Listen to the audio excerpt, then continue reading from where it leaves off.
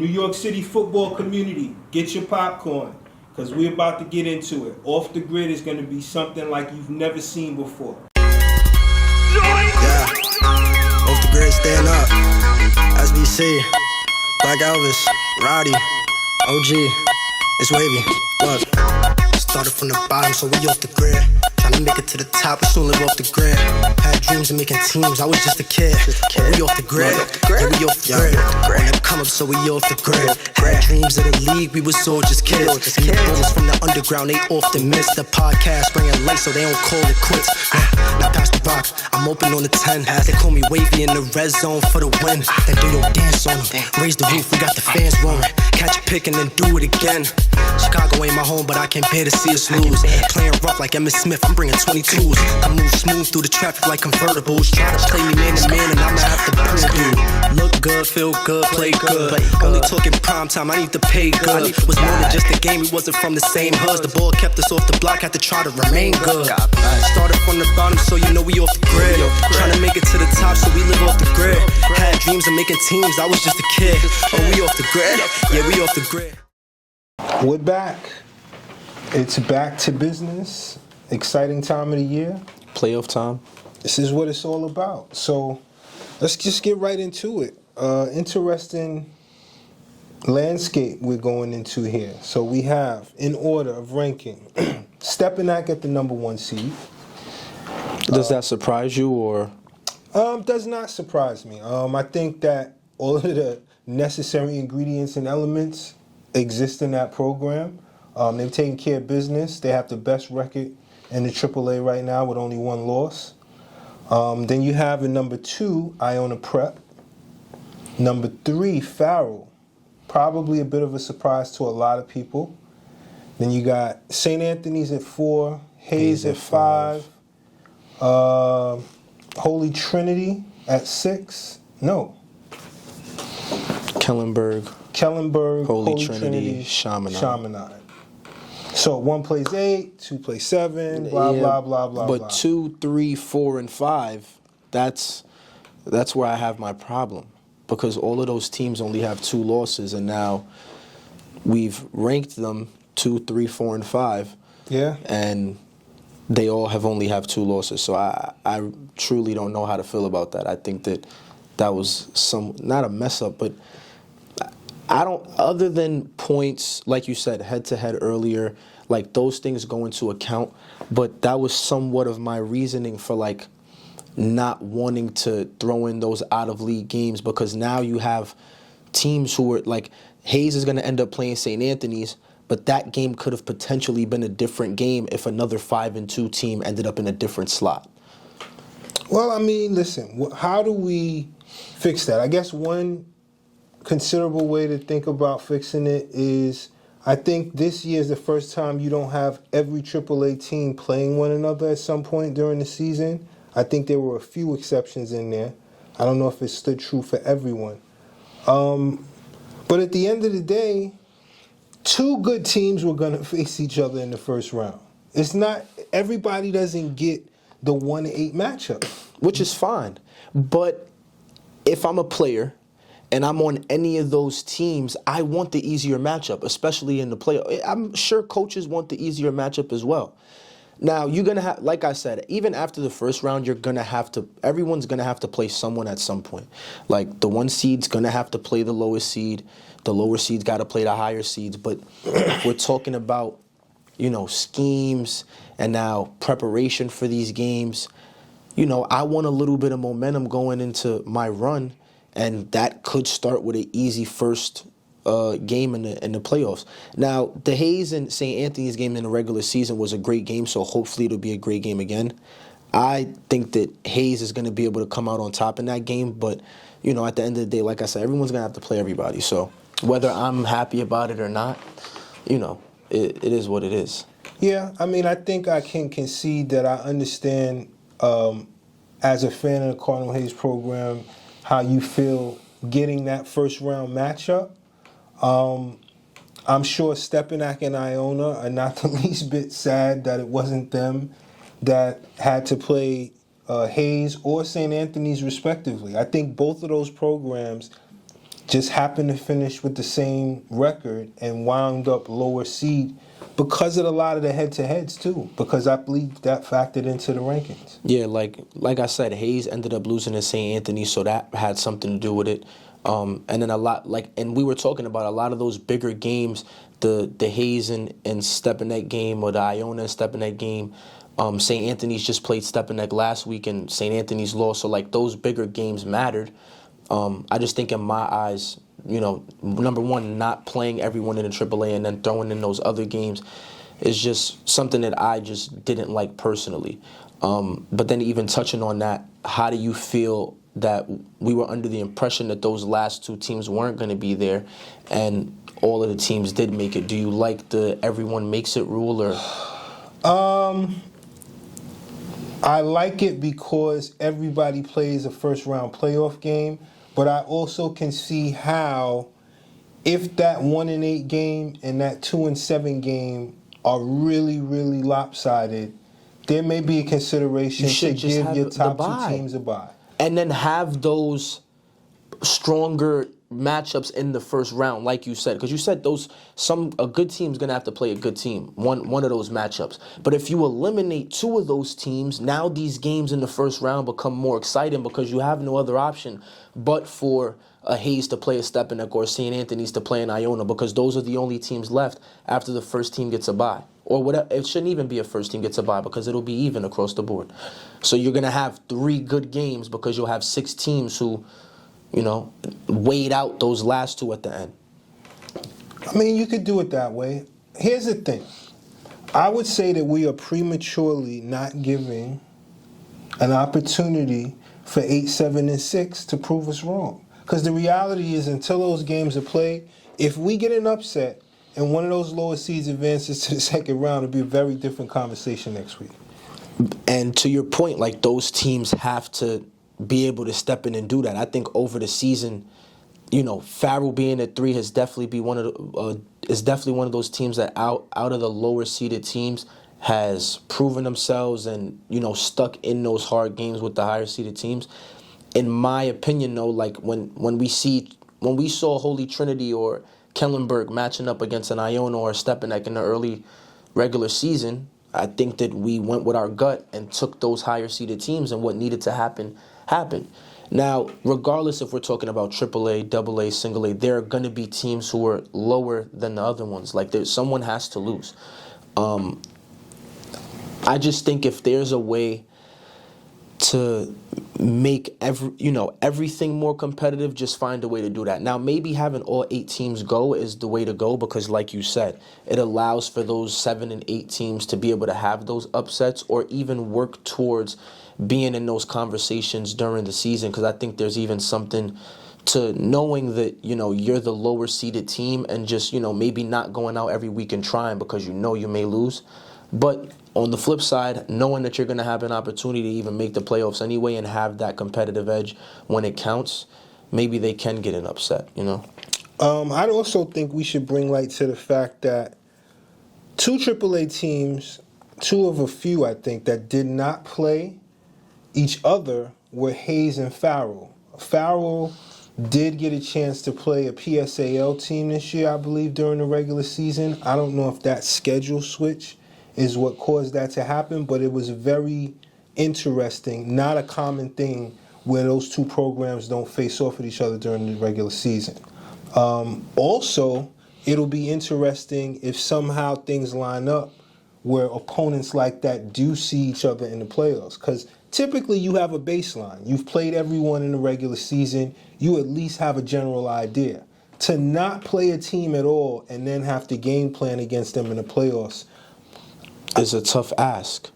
But it's interesting because it's unfair to the coach. It's unfair and the to preparation, everyone. To the players, but too. I think it makes for great entertainment.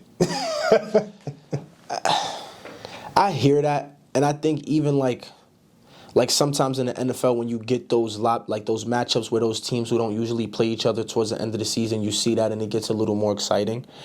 I don't know. I hear your perspective on it being interesting. I don't like the interest. Like, I don't like having to prepare for something that I haven't seen. But then on the flip side, I was then going to ask you, is that how big of a space does that even play? Like, we saw Hayes and St. Anthony's play in the regular season. They're going to play again. Does them losing by 1 have anything to do with how the game's going to play out? Because St. Anthony's just lost by 20 last week. And it wasn't to Cardinal Hayes, but, you know. So we started the season off questioning, was it okay for Hayes and St. Anthony's to play so early?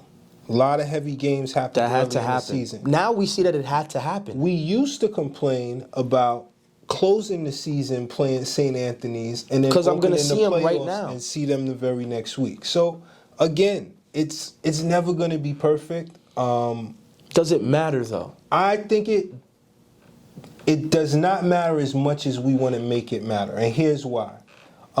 Technology has allowed most programs, particularly the AAA, they participate in film sharing. So guys are scouting one another and participating in agreed upon practices to prepare for games based on what guys have done.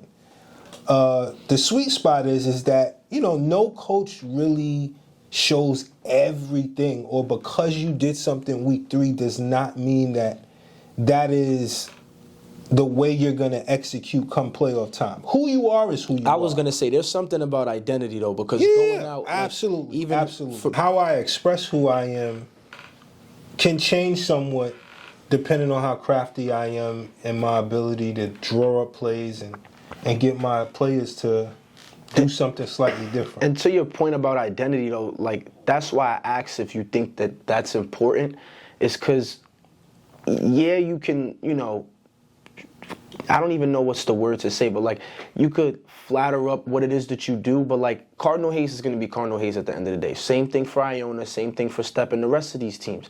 So, to your point about, you know, the Farrell and Hayes matchup, like, they didn't see each other, but if they were to see each other in the playoffs, I think you should know how to be able to prepare for that game. Now, I go against my last point about I don't like that because I would want to play Farrell before I see them in the playoffs. But I think even Hayes seeing St. Anthony's, like, yeah, you lost to them by 1, but what new things are St. Anthony's really going to throw at you that you can't prepare for definitely in game? Like, their scheme is going to practically be the same for the most part. That is correct, which is why playoff coaching, playoff preparation, and just playoff football on a whole is It's different. just about who's right? going to be better. So in the regular season, we try to establish what I have the ability to do. In the playoffs, I know what I can do. How much football can I play free of mistakes? So let's take a program like Step. Step to me is an identity program. They are who they are. They've been that team. They run very similar offense, defense schemes. The difference is that come playoff time, I would say that Coach DeMarco, Coach OD has had a very unique job of getting guys prepared where there's no questions asked. They show up and they execute. Hayes as well is a team that identity-wise, you know that they're going to show up. You know you're going to have to play tough. You can't come out and expect that they're just going to lay down. It's going to be a gut check game, right? And I think a lot of historically their playoff wins, the big ones, have been predicated on them just coming out, committing to getting it done. Farrell is another program. I think coaching in Farrell, an ability to teach guys what they have to do and having the discipline to do it. So we're going to find out. But I think that what will wind up shutting me up is if the week 1 or the playoff week 1 goes well. Like, and well in the sense of, like, I said earlier that a team has to lose, and I'm not oblivious to that. But I would like for it to be a good game. Like, I don't want all of the lower seeded teams to get blown out. Maybe an upset or 2 might look a little nicer, but, like, I just want there to be good football and for it to be enjoyable. Now, that could be with Chaminade playing Iona. That could be with Iona playing Hayes. Like you said, any given day, anyone can show up and play. I just think, to your point, not only coaches but players and everyone has to do their part to come and show up and prepare to be able to play in that game and make it what I am saying I would like it to be. Okay, so let's go in order of what we would reasonably think would be least level of difficulty being the 1-8 matchup. So you got Stepanak and Chaminade. I think we're probably going to pick a line on that. I would say Stepanak is probably going to very handily win that game. And look, I think I don't want to keep repeating the same thing, but Chaminade is another team that when it comes to doing what it is that they do, they're going to show up and do it. Now, it might not end up with them winning the game, but they're going to run crisp routes. They're going to follow by, textbook, do their footwork, how their coaches taught them to do it. And hopefully, it's the 1-8 seed, but hopefully it could be a better game than just a wash. Now, I'm with you. I think Stepanek is going to come out and be able to win that game. But, hopefully Chaminade can show something that makes us say, to your point, that, all right, this is a team that, they ended 8, and they might have got pushed around a little bit in the regular season, but, they made it to the playoffs, and they showed themselves. So now next year, it's not just we're seeing the same team that we beat around last year. We're just going to wash them again. Okay, so then let's go to number 2. We got Iona Prep, and then at the 7th seed, we have, is it Holy Trinity or Kellenberg? Kellenberg. Okay, again, I don't anticipate that Iona will struggle in that game. I'm gonna just be honest. I don't expect either one of those games to be even remotely close to competitive. But we're gonna see. Yeah, and that's the thing, is that I honestly want to sit up here and agree and just say, it's going to be a wash. But my mind doesn't want it to be, and just logically speaking, anything can happen. So to our points, those higher seeded teams are probably going to win, but Iona playing at home too. That's what I'm saying. All of those, you not only are telling me what teams are playing who, you're telling me who gets home field advantage. So now all of the higher seeded teams, especially the ones who all have the same record,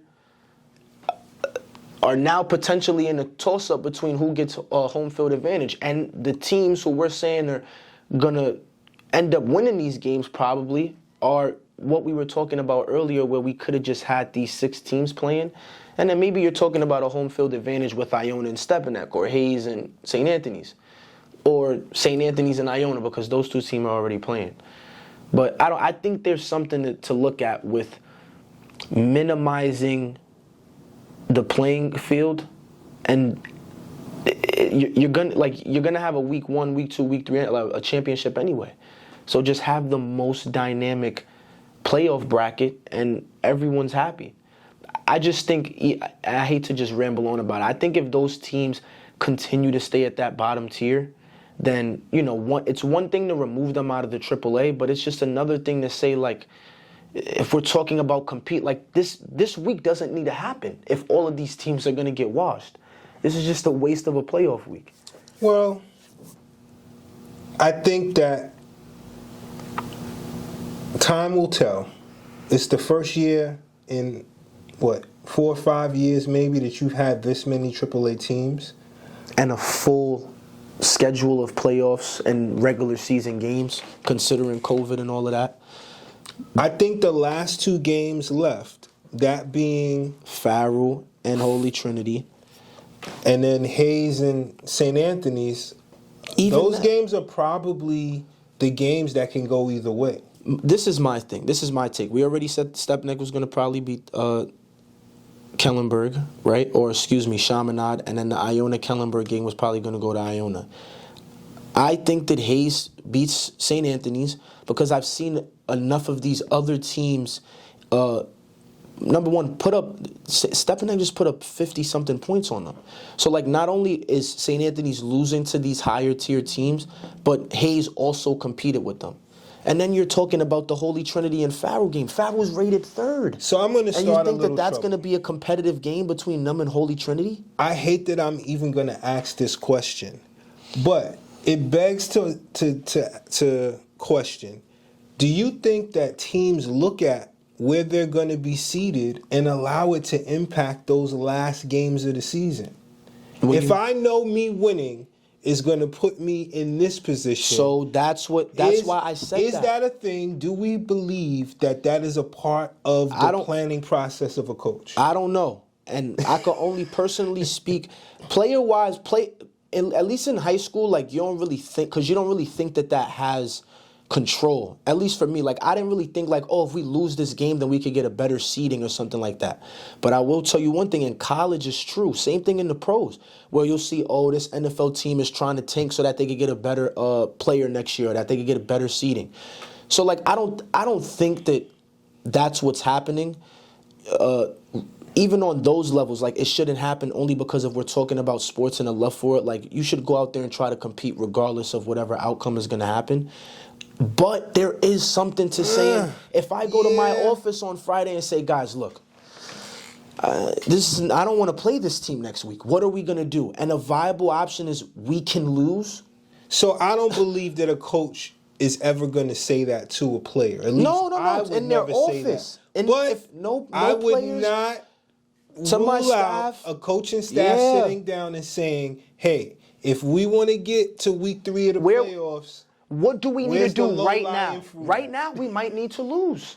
And that might be and that's the thing, is that the only reason I want to not have those two teams play is because you somewhat eliminate that conversation and all of the up and downs about, like, in my eyes, if those 4 teams aren't like, I don't think they're blatantly communicating with each other, but if we're not all saying, guys, we all have the same record. You lost 2 games and I lost 2 games, but they put you ahead of me? Why? And I get it, there might be some extra stuff that go into it, but I need the blatant, you have 3 losses, I have 2, so I'm better than you. There is no dispute over that. You can't come to me, oh, he has 2 losses, I have 2, but he won by more points, so he's better than you.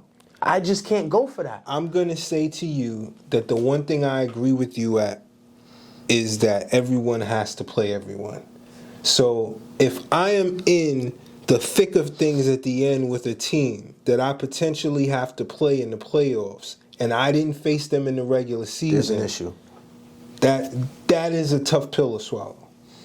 But who knows? Maybe they'll work it out next year. So you got Step advancing, you got Iona advancing, you have Hayes advancing, and Farrell. You have Farrell advancing.